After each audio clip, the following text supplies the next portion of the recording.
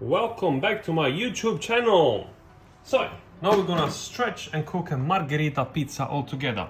This dough is a 69% hydration and it has fermented for 48 hours, okay? So now we're gonna stretch it, put the ingredients on and cook it. We use semolina to stretch the pizzas, okay? So we put a bit of semolina down like that. Then we grab the first bowl, make it easy for yourself. Grab the first one available. Then with a spatula, cut it each side. Then we go underneath and we pick up our beautiful soft dough ball. Now it's time to stretch it. Put the lid on. Now we need to push the air from the center to the edge to make a beautiful Napoleon pizza, okay? So we start from here. Look how soft this is. Whew. Push the air to the edge. Be gentle, don't rush it. Put it upside down. And again, flat fingers. And we push the air to the edge. Okay, so once we pre-stretch our pizza, we do this. We put a bit of semolina down here, just for the pizza not to stick. Not much. And then, let's do the nap slap today. So one hand pulls and the other stops. Goes up, rotate, put it down.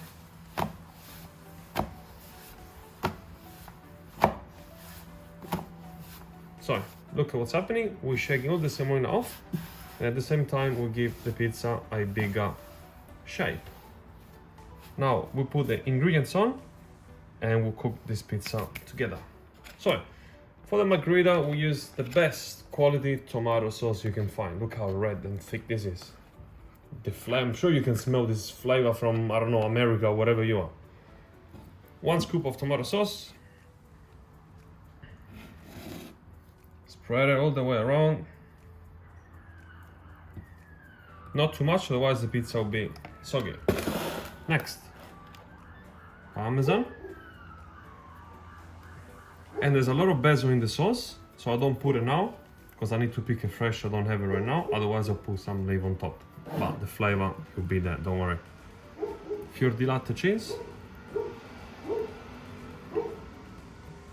Be everywhere. Again, don't put too much cheese, otherwise the pizza will be soggy, the slice will be floppy, and it's not good, okay?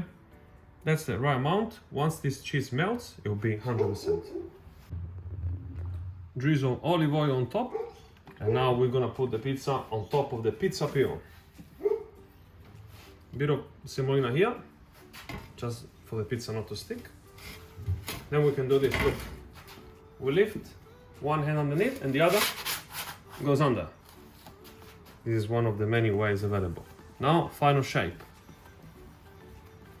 Pinch it. Done. Let's go in the oven. For the oven, we are using a Uni Coda 16. The temperature we want is 450 degrees Celsius. We'll put the pizza in, look, put it in, pam, in and out. Don't hesitate, otherwise the pizza will get stuck. Now, after 30 seconds of high flame, the pizza needs to be turned 180 degrees. Look at this crust, man. Oh my God. We are cooking out of a little portable oven. Look at what's coming out. You don't find in these restaurants. I mean, you find if you're lucky. Look at this. Now, we lower the flame now. So the beginning we keep high flame just to give the beginning a bit of a explosion to the crust. And then we lower the flame and we make sure that we cook our pizza properly without burning the crust. My, this is a 10 out of 10 already. Beautiful, I'm happy with this. Ready? In 3, in 2, in 1. Have a look at this. You gotta be happy with this, man.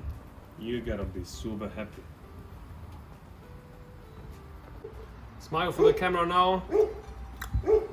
Now, we use the rack. So we let the pizza cool down for a few seconds. Otherwise the condensation will sweat the pizza underneath. And then we slide it on top of the chopping board and with the scissors, one cut, we'll do 6 slices And then with this, we'll go through each part from end to end. And now I'm gonna show you the internal part of the crust, the structure. Are we ready? Let's analyze the crust. Number 1. Let's keep going. Number 2. Number 3. Look at this. Whew. And the last one. Bang. Now the best way to eat this pizza is to do this. One finger pressed down, the other folds in half. Lift it. And now let's not be selfish. Let's give it to the neighbors. See you later.